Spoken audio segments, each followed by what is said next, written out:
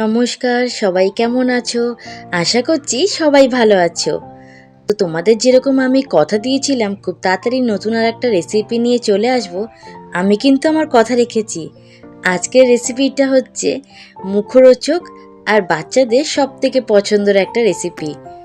এইটা এতটাই সফট আর এতটাই খেতে টেস্টি, বাচ্চা তো বাচ্চাই, বড়রাও এই রেসিপিটা পেলে লুটে পুটে নেবে।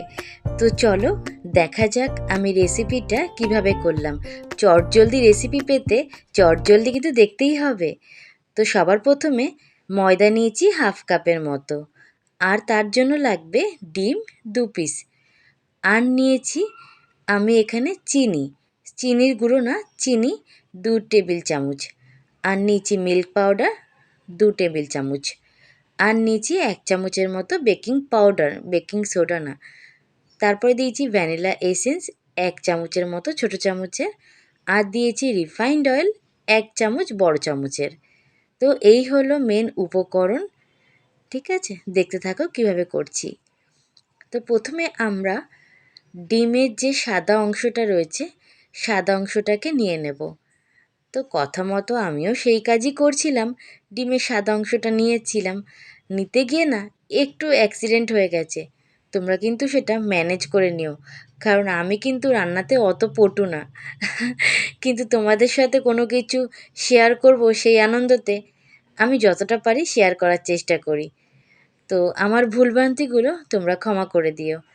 তো দ্বিতীয়বার যখন দেখলাম সাকসেস হয়েছে, তখন সেটা তোমাদের সাথে দেখালাম। তো আমি ডিমটাকে আলাদা করে নিয়েছি, সাদা অংশটাকে আলাদা রেখেছি, আর হলুদ অংশটাকে আমি আলাদা একটা শুকনো বাটির মধ্যে নিয়ে নিয়েছি। এই হলুদ অংশের মধ্যে আমি এক এক করে উপকরণগুলো মেশাবো। যেমন এর মধ্যে চিনিটা দিয়ে দিয়েছি। ভিডিওটা কি করে কাট হয়ে গেছে আমি বুঝতে পারিনি, তাও তোমাদের বলছি। এর মধ্যে চিনি আর হচ্ছে ভ্যানিলা এসেন্স দিয়েছি। আর আমি যে আমুল দুধটা নিয়েছিলাম তার মধ্যে 2 চামচের মতো গরম জল মিশিয়ে নিয়েছি, মিশিয়ে ভালো করে গুলিয়ে ডিমের হলুদ অংশের মধ্যে দিয়ে দিয়েছি। মিশ্রণটা যখন রেডি করছিলাম এর মধ্যে কিন্তু আমি অয়েলটাও অ্যাড করে দিয়েছি। কোনো কারণে ভিডিওটা আমার দ্বারা স্কিপ হয়ে গেছে, তাই তোমাদেরকে সেই ভিডিওটা দেখাতে পারছি না যখন এগুলো মিশিয়েছিলাম। তো পুরোপুরি মিশ্রণটা যখন গুলে গেছে, মানে চিনিটা যখন মেল্ট হয়ে গেছে, তখন তার মধ্যে ময়দাটা নিয়ে আর বেকিং পাউডার নিয়ে একটা চালনির মধ্যে সেটা ভালো করে চেলে নিয়েছি। ভালো করে এটা চেলে নেওয়ার পরে এই শুকনো উপকরণটাকে আর ডিমের অংশটার সাথে ভালো করে মিশিয়ে নিতে হবে। যদি তোমাদের মনে হয় যে একটু টাইট লাগছে, তাহলে তোমরা এর মধ্যে একটু সামান্য দুধ অ্যাড করতে পারো, যেটা আমি করেছিলাম। 1 থেকে 2 চামচের মতো দুধ অ্যাড করেছিলাম। ওই মিশ্রণটাকে এবার কিছুক্ষণের জন্য সাইডে রেখে এবার আমরা ডিমের যে সাদা অংশটা রয়েছে সেটাকে আমরা ইলেকট্রিক বিটার দিয়ে ফোম করে নেব।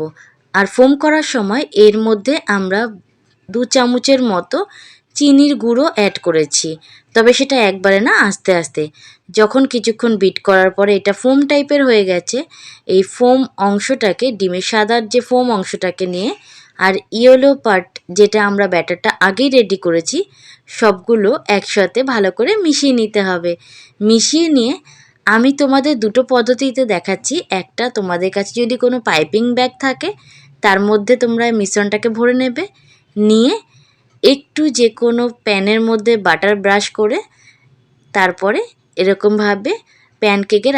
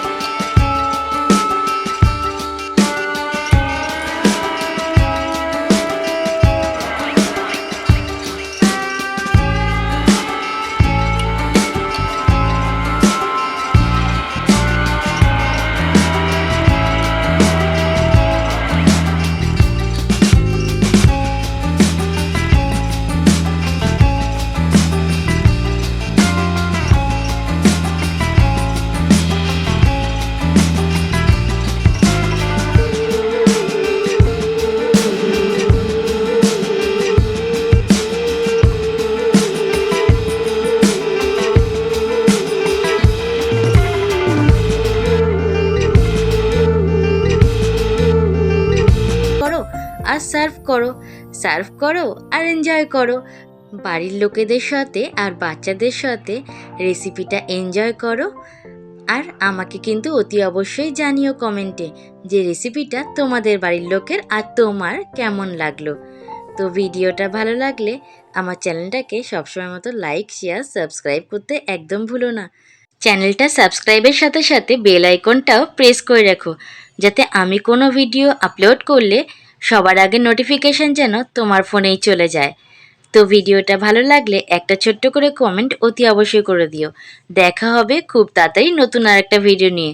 ততক্ষণ ভালো থেকো, আমার সঙ্গে থেকো। হর হর মহাদেব।